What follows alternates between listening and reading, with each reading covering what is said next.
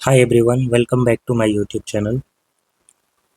सो matrices का exercise 3.2 इसका question number 12 तक हमने सॉल्व किया था। आज हम लोग कंटिन्यू करेंगे क्वेश्चन नंबर 13 से।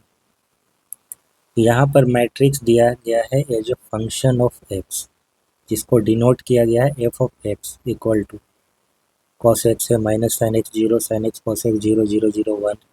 हमें प्रूव करना है कि एफ ऑफ एक्स और एफ ऑफ वाई का जो प्रोडक्ट होगा वो function of x plus Y के इक्वल होगा। तो यहाँ पर ये सब मैट्रिक्स है, ठीक है, ये मैट्रिसेस है। तो अगर हमारे पास F of X equal to ऐसा है तो इसी का इस्तेमाल करके हम एफ ऑफ वाई भी निकाल सकते हैं,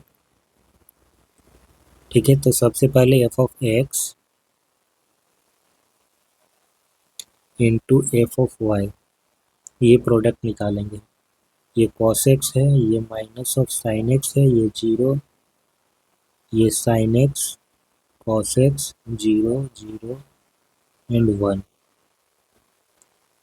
ये हमारा एफ ऑफ एक्स है। तो एफ ऑफ वाई क्या हो जाएगा, cos of y minus sine of y, ये जीरो रहेगा, sine of y cos of y, ये जीरो जीरो जीरो वन।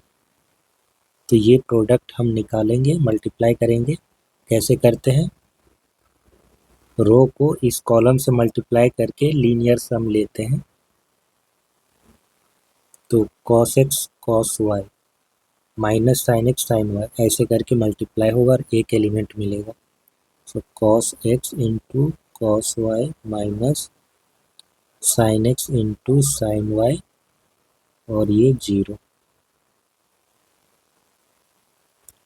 इसे जीरो लिखने की ज़रूरत नहीं है, ऐसे स्पेस भी नहीं बचेगा थोड़ा सा।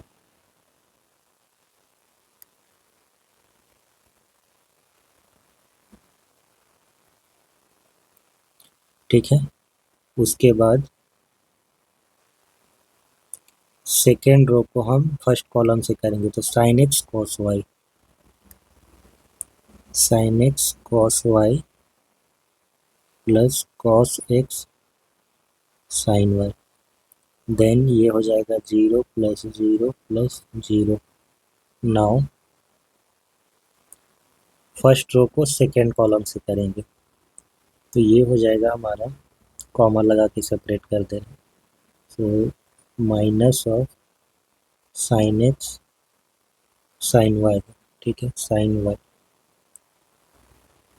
Cos x, then minus of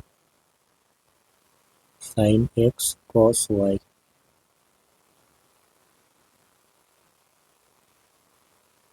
उसके बाद sine x sine y plus cos x cos y, then ये भी जीरो हो जाएगा। उसके बाद आते हैं हम थर्ड कॉलम में। तो ये होगा हमारा जीरो, ये जीरो और ये वन।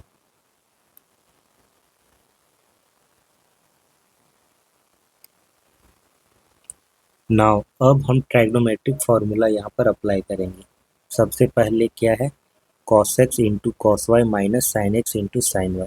ये चीज़ कब होता है, ये होता है cos of x minus y में।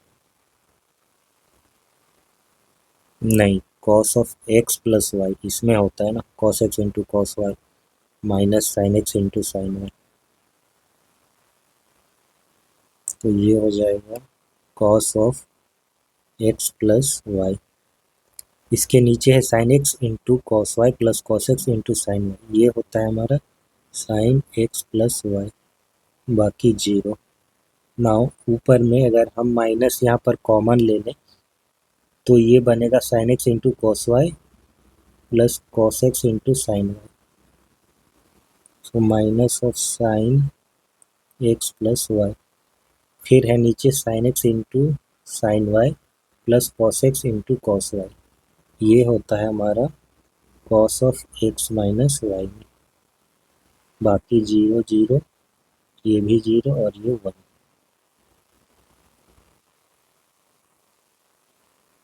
अब इसको कंपेयर कीजिए दिए गए मैट्रिक्स से। ये हमारा मैट्रिक्स है जिसको एफ ऑफ एक्स से डिनोट किया गया है, ठीक है।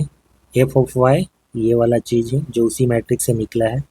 हमको दिखाना था कि इन दोनों का product f of x plus Y के बराबर है, यानी कि इसी तरह का एक मैट्रिक्स मिलेगा, जस्ट एक्स की जगह पर रिप्लेस हो जाएगा एक्स प्लस वाई। अब इस पर कंपेयर कीजिए, सेम चीज़ है, कॉस फंक्शन है, कोसाइन फंक्शन है, इसमें कॉस एक्स है, इसमें cos of x plus y है, इसमें माइनस ऑफ साइन एक्स है, इसमें minus of sine x plus y है, बाकी जीरो, यहाँ पर भी जीरो, ये जीरो जीरो और ये वन, ये अपनी जगह पर है।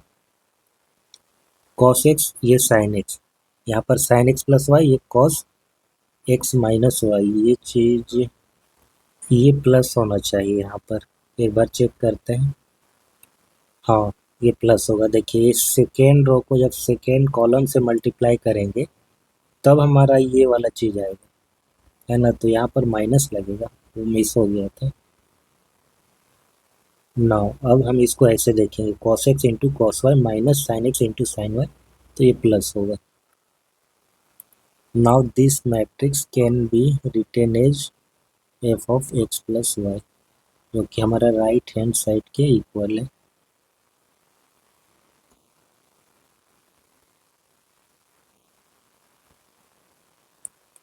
अगला क्वेश्चन है question number 17।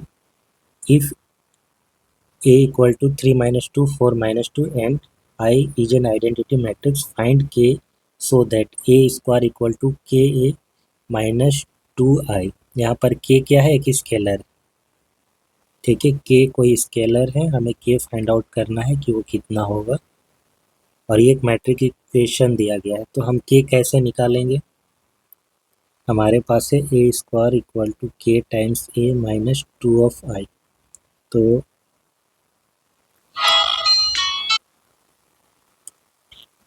K times A minus 2I equal to A square.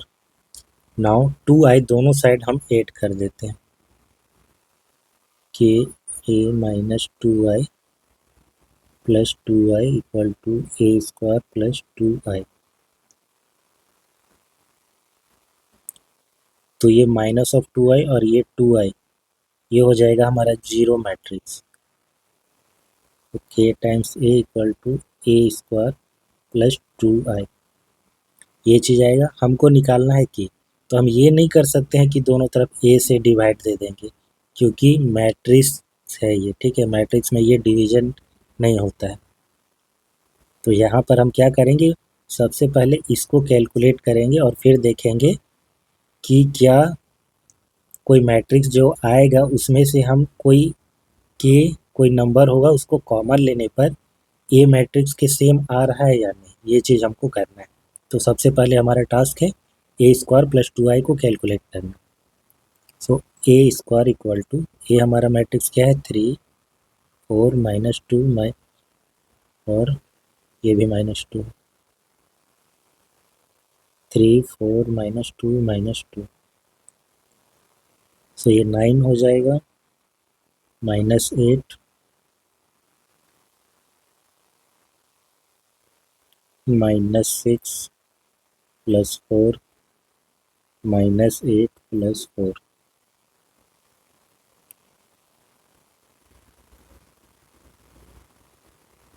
1 4 minus 2 minus 4, ये हमारा आया ए स्क्वायर। 9 इसमें 2I, ए स्क्वायर प्लस 2I ये करना है, 1 4 minus 2 minus 4 plus 2 time identity matrix हमको इसी ऑर्डर का लेना होगा, यानी कि 2/2 का, तो ये 1 4 माइनस 2 माइनस 4 प्लस 2 0 0 2, ये हो जाएगा 3 0 नहीं, 0 नहीं, माइनस 2, ये होगा 4 और माइनस 4 प्लस 2 हो जाएगा माइनस ऑफ 2। तो ये तो एग्जैक्टली मैट्रिक्स ए के इक्वल आ रहा है, मतलब यहाँ पर जो स्केलर होगा वो 1 होगा, ठीक है। 3 4 माइनस 2 माइनस 2, तो इसको हम के टाइम्स ए लिख सकते हैं, क्योंकि ये जो मैट्रिक्स है वो ए के इक्वल है। तो इस हिसाब से के का जो वैल्यू होगा वो होगा 1। अगर यहाँ पर कोई ऐसा नंबर, ये किसी नंबर के मल्टीपल होते, सपोज 2, तो यहाँ पर मैट्रिक्स क्या आता पता है, 6 आता, ये 8 आता, ये -4, ये -4 ऐसा आता। हम यहाँ से 2 कॉमन ले लेते, 3 होता, ये -2, ये 4, ये -2, इसको ऐसे लिख पाते। तो ये 2a बन जाता, यहाँ पर k का वैल्यू हो जाता 2। लेकिन फॉर्चुनेटली ये ऐसा आया है कि मैट्रिक्स ए के ही इक्वल आ रहा है, तो जो स्केलर है के वो 1 हो जाएगा। चलिए अगले क्वेश्चन पे चलते हैं।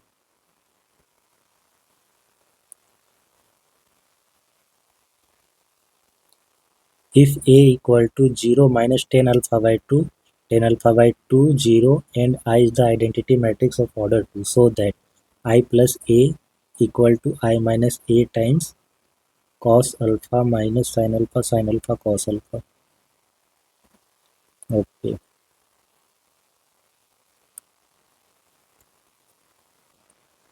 कुछ नहीं करना, इसमें LHS लेना है, RHS लेना है,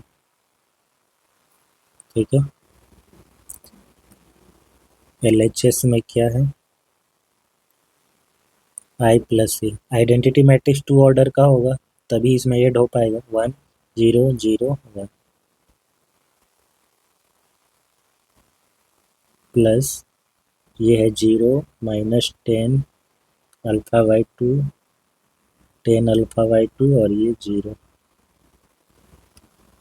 तो ये हो जाएगा हमारा 1 minus 10 alpha by 2, 10 alpha by 2 और ये 0। अब हम लेंगे RHS, I माइनस ए और यहाँ पर cos alpha sine alpha cos alpha, इससे मल्टीप्लाई करना है। तो I माइनस क्या होगा, 1 0 0 1 आइडेंटिटी मैट्रिक्स, इसमें माइनस होगा हमारा मैट्रिक्स ए जो दिया गया है, 0 minus 10 alpha by 2, 10 alpha by 2 0, इसको माइनस करने के बाद ये फिर मल्टीप्लाई होगा हमारा इससे, cos alpha sine alpha minus sine alpha cos alpha.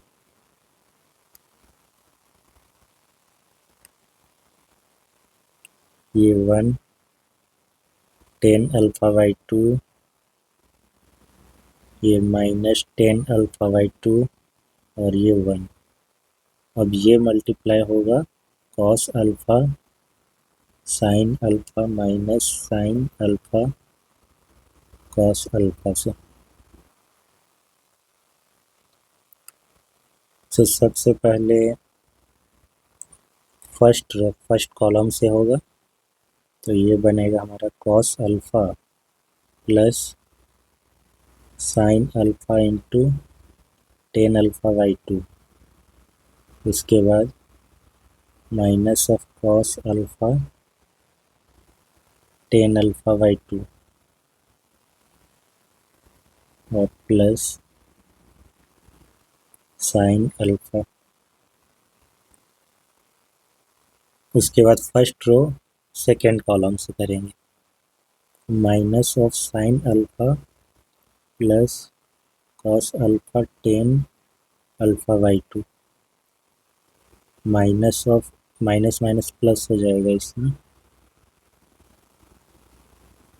Sign alpha into 10 alpha by 2 plus cos alpha.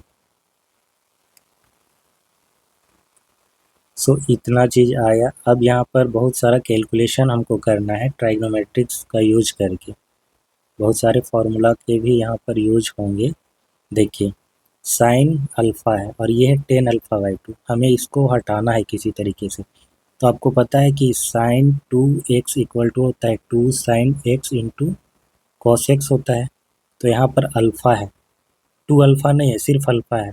आपको पता है कि ये जो भी एंगल होता है इधर, टू अल्फ़ा अगर है तो इधर हो जाता है टू साइन अल्फ़ा, इसका आधा हो जाता है। तो अगर इधर सिर्फ अल्फ़ा है तो इधर आकर अल्फ़ा बाई टू होगा। तो इस चीज़ को अभी हम करेंगे। साथ ही साथ जो कॉस अल्फ़ा है इसको भी हमको अल्फ़ा बाई टू के रिस्पेक्ट में कोई फॉर्मूला में लाना होगा। तो cos alpha, cos two alpha equal to होता है cos square alpha minus sine square alpha, ऐसे लिख सकते हैं। ये टू अल्फ़ा होगा तब, जब सिर्फ अल्फ़ा होगा तो इधर अल्फ़ा बाई टू हो जाएगा। तो इसका यूज हम करने वाले हैं अभी। ये हो जाएगा हमारा cos square alpha by two minus sine square alpha by two, plus इसको लिखेंगे two sine alpha by two into cos alpha by two, और ये हमारा टेन अल्फ़ा बाई टू। अच्छा, क्या हम इसको ये भी तो लिख सकते हैं, two cos square alpha by two minus one, क्योंकि कॉस टू अल्फ़ा का कई सारा फॉर्मूला होता है। Two cos square alpha minus one ये होता है, one minus two sine square alpha ये होता है, और ये भी होता है। तो हम इसको ऐसे लिखेंगे तो हमारे लिए फ़ायदेमंद होगा, माइनस वन और ये टू टाइम्स, ठीक है। नाउ कॉस अल्फ़ा है, इसको भी हमको लिखना होगा two cos square alpha by two minus one tan alpha by two, plus sine alpha को हम लिख सकते हैं sine alpha by two into cos alpha by two. अब इधर के जो एलिमेंट हैं, यहाँ पर है माइनस साइन अल्फ़ा, तो इसको लिखेंगे minus sine alpha by two into cos alpha by two, plus two cos square alpha by two minus one, और ये टेन अल्फ़ा बाई टू, ये हो जाएगा two sine alpha by two into cos alpha by two, और ये tan alpha by two, plus two cos square alpha by two minus one.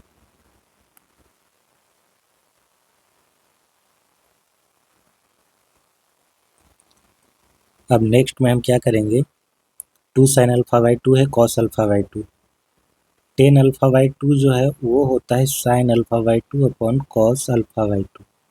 तो ये cos alpha by two cos alpha by two से cut जाएगा, फिर बचेगा two sine alpha by two, तो ये हो जाएगा two sine square alpha by two, two times multiply होगा तो, ठीक है। थोड़ा सा शॉर्टकट कर रहे हैं हम, ये two cos square alpha by two, और इसकी वजह से ये हो जाएगा two sine square alpha by two, तो टू हम कॉमन ले ले रहे हैं, two sine square alpha by two, then minus one. Now जब हम इसको मल्टीप्लाई करेंगे यहाँ पर, तो ये क्या होता है साइन अल्फ़ा बाई टू और अपॉन में कॉस अल्फ़ा बाई टू, तो एक कॉस अल्फ़ा बाई टू तो कैंसिल हो जाएगा, बचेगा एक कॉस अल्फ़ा बाई टू। तो क्या होगा two sine alpha by two into cos alpha by two, minus of two sine alpha by two into cos alpha by two, then minus of tan alpha by two, और ये हो जाएगा हमारा two sine alpha by two into cos alpha by two. Now यहाँ पर जब हम ये तो एडिशन में है ना, ठीक है, इसको मल्टीप्लाई करना होगा, इसको लिखेंगे हम minus of two sine alpha by two into cos alpha by two, plus two cos square alpha by two है, उसको टेन अल्फ़ा बाई टू से मल्टीप्लाई करेंगे, तो sine upon cos, cos cancel हो जाएगा, बचेगा क्या टू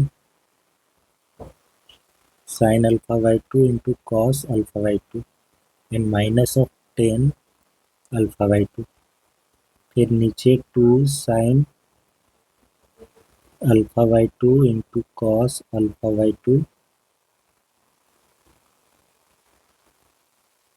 ये साइन स्क्वायर हो जाएगा, जब इसको मल्टीप्लाई करेंगे हम टेन अल्फा बाई टू, तो साइन अपॉन कॉस, कॉस वाला चीज़ कैंसिल हो जाएगा, तो टू साइन स्क्वायर हो जाएगा, two sine square alpha by two plus two cos square alpha by two minus one.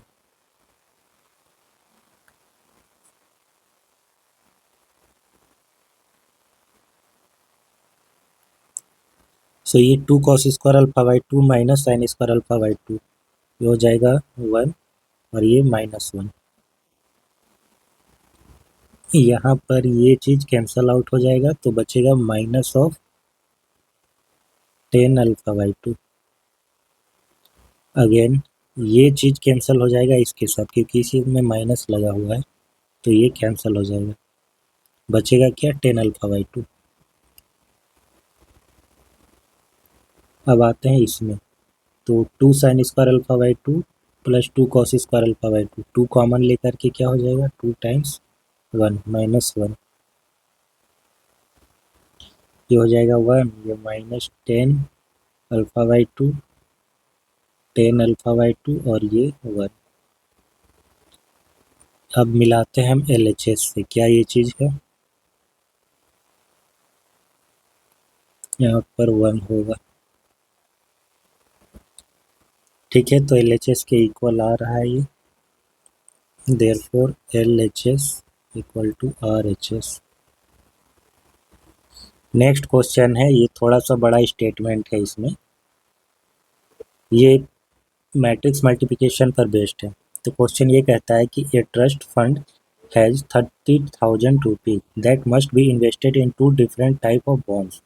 The first bond pays 5% interest per year and the second bond pay 7% interest per year. Using matrix multiplication, determine how to divide rupees 30,000 among the two type of bonds. If the trust fund must obtain an annual total interest of, अब यहाँ पर दो question है, interest एक में दिया है 1800, दूसरा में है 2000।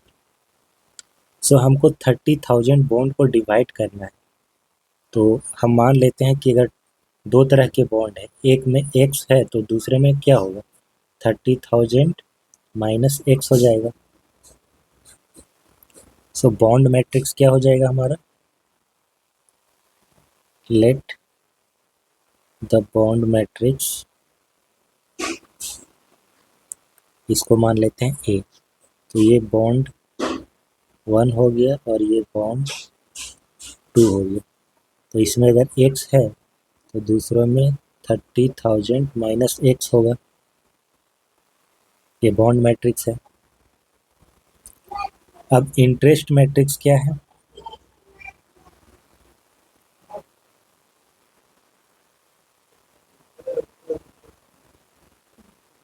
इंटरेस्ट मैट्रिक्स, इसको हम मैट्रिक्स बी से डिनोट कर रहे हैं। तो फर्स्ट बॉन्ड में 5% मिलता है, दूसरे में 7% मिलता है, 5 और 7।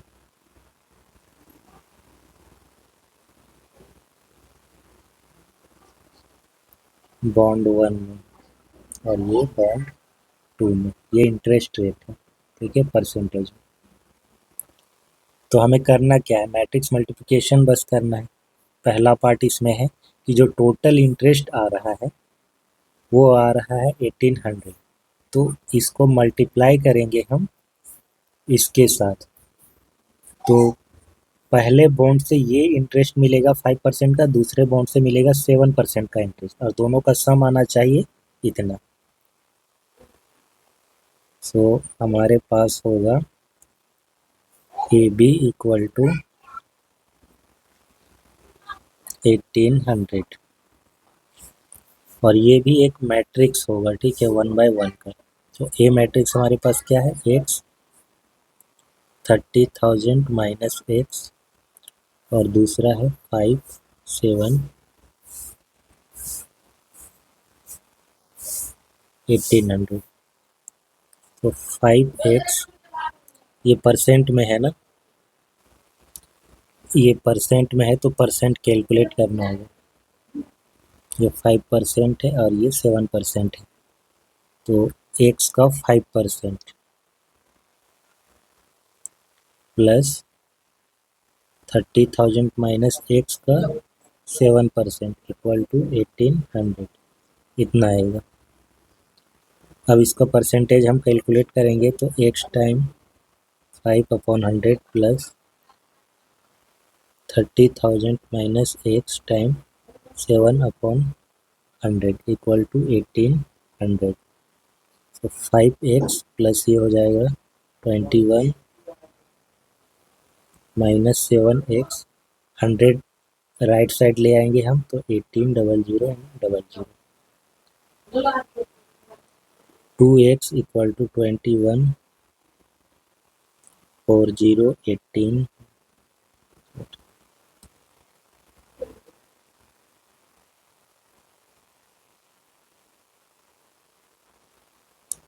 सो 2x इक्वल टू 30,000 आ रहा है, तो x इक्वल टू हो जाएगा 15,000। कमाल की बात है, इसमें 50-50 ही डिवाइड हो रहा है, तो x इक्वल टू अगर 15,000 आ रहा है तो 13,000, 30,000 माइनस x ये भी हो जाएगा 50,000। तो ये हो गया हमारा बॉन्ड वन। बॉन्ड वन में इतना इन्वेस्ट होगा और बॉन्ड टू में भी सेम अमाउंट इन्वेस्ट होगा। अब इसी क्वेश्चन का दूसरा पार्ट करते हैं, जहाँ पर ए बी का जो प्रोडक्ट है, यानी कि जो इंटरेस्ट आएगा, प्रोडक्ट करने पर हमारा इंटरेस्ट ही आ रहा है, तो वो दे रहा है 2000। सो ए बी हमारा क्या था, एक्स था और ये था 30,000 माइनस एक्स, ये 5%, ये 7% था, और ये हमें मिल रहा है 2000 का इंटरेस्ट। एक्स का 5% यानी कि इतना, और प्लस 30,000 माइनस एक्स का 7% यानी कि 7/100, और ये हो जाएगा हमारा इसके इक्वल।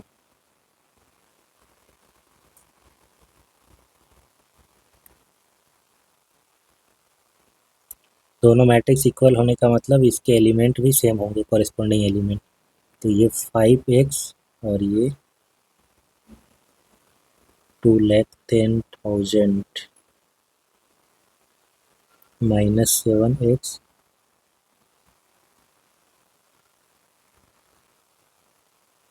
तो 5x 21,000 minus 2,000। So x equal to कितना हो जाएगा,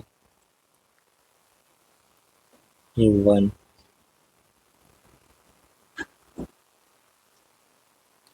टू थाउजेंड,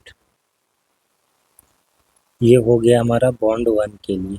बॉन्ड वन में हम इतना इन्वेस्ट कर रहे हैं। बॉन्ड टू के लिए क्या हो जाएगा, वो था हमारा 30,000 माइनस एक्स, तो 30,000 में 2,000 आया है हमारा एक्स का वैल्यू, इसको माइनस करेंगे तो 28,000 आएगा।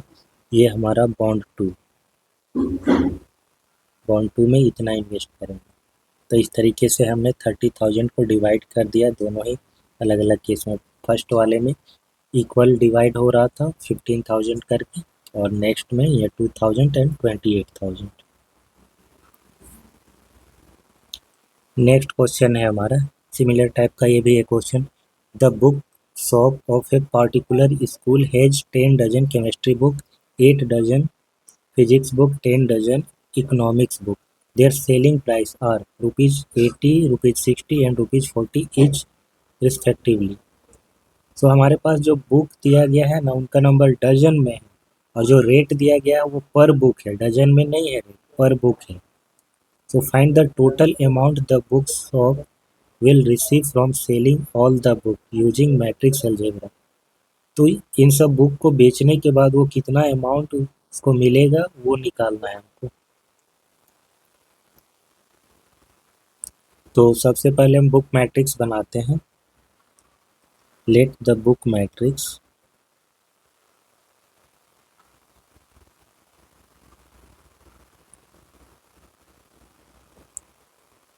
तो 10 डजन है, पहले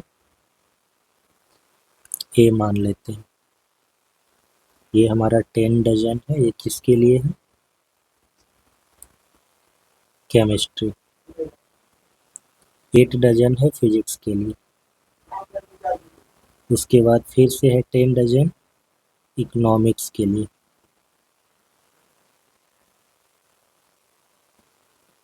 ये सब डजन्स में है।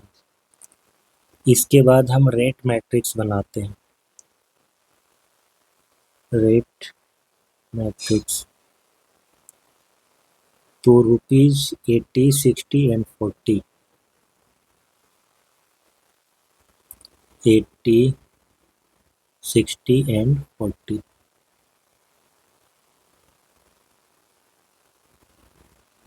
तो ये केमिस्ट्री के लिए था, ये फिजिक्स के लिए, और ये इकोनॉमिक्स के लिए। बट ये पर बुक है, ठीक है। एक बुक का इतना दाम है। केमिस्ट्री का एक बुक अगर आप लेते हैं तो उसका दाम है ₹80। इसको लिखते हैं यहाँ पर बुक। एक बुक का 80, एक फिजिक्स बुक का 60, एक इकोनॉमिक्स बुक्स का 40। तो हमें तो सबसे पहले डजन में निकालना है ना, क्योंकि जो ये दिया गया है हमारे पास नंबर्स ऑफ बुक्स हैं वो सब डजन्स में है। 10 डजन, 8 डजन और ये 10 डजन। तो डजन से अगर हम मल्टीप्लाई करेंगे तो गड़बड़ होगा। सबसे पहले हमको इसको, जो रेट मैट्रिक्स है उसको हमको चेंज करना है, डजन्स में लाना है। रेट पर डजन्स।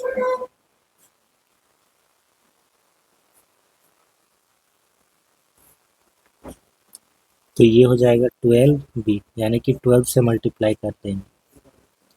12 टाइम 80, 60, 40। तो ये कितना हो जाएगा? 960, 720 एंड 480। ये अब आ गया डजन में कॉस्ट।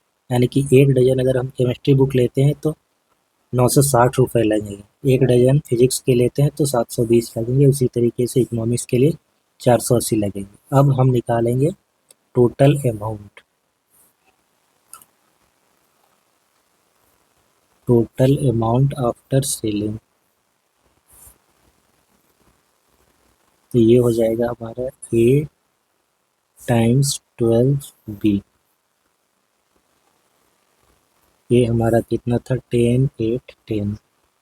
और 12B हम लोग निकाले हैं 960, 720, 480।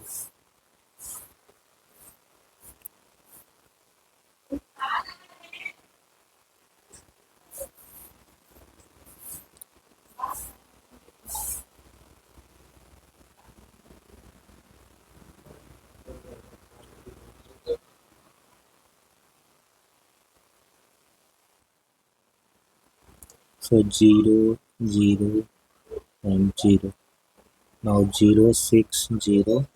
इसके बाद 8, 7, 15 और 6, 21।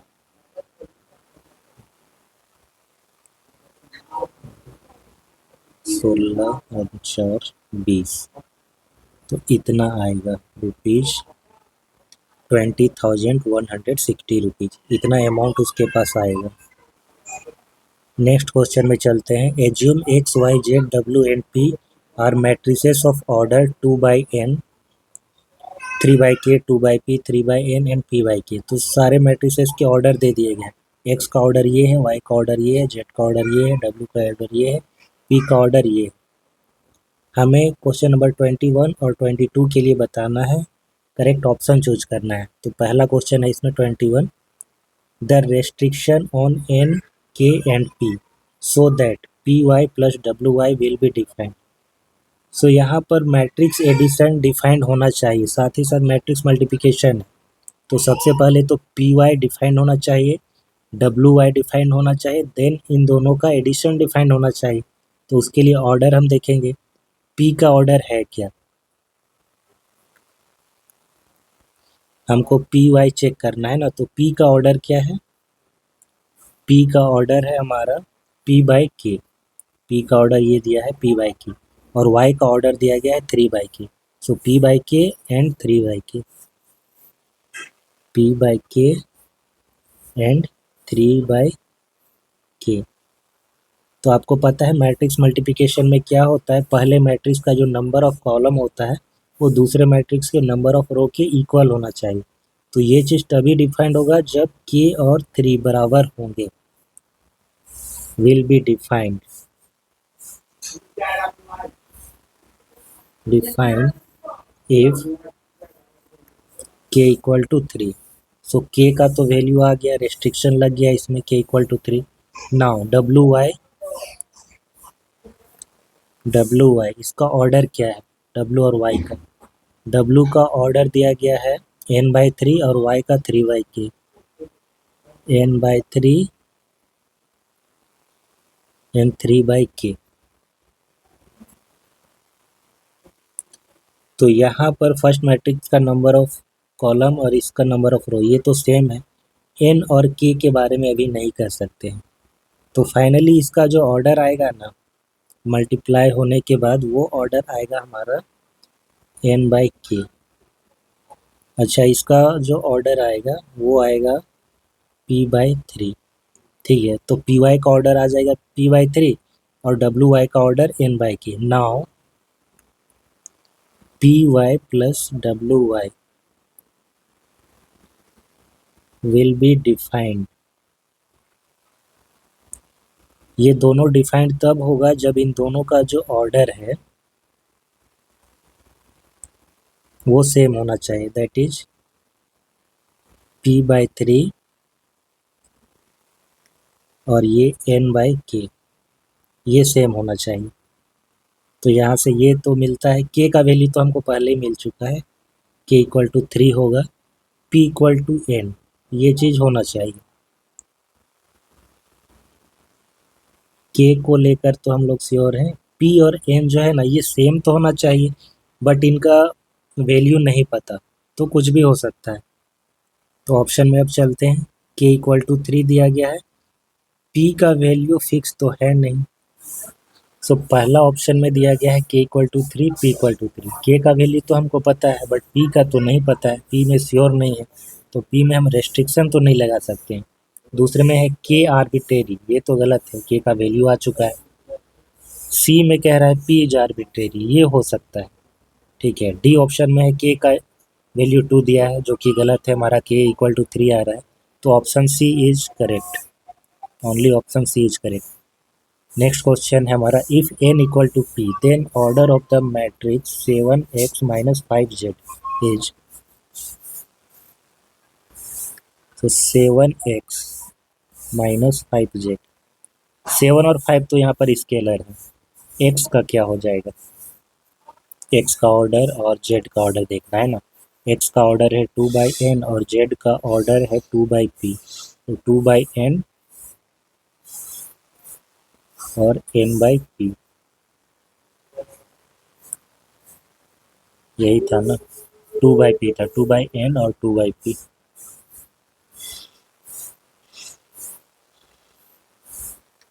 तो 2 के साथ तो कोई इश्यू नहीं है, और ये चीज़ डिफाइंड तभी होगा जब ये दोनों ऑर्डर सेम होंगे। ऑर्डर सेम होंगे तब जब n और p बराबर होगा, जो कि क्वेश्चन में भी दे दिया गया है कि n और p बराबर होगा। तो यहाँ पर n और p बराबर है, since n equal to p।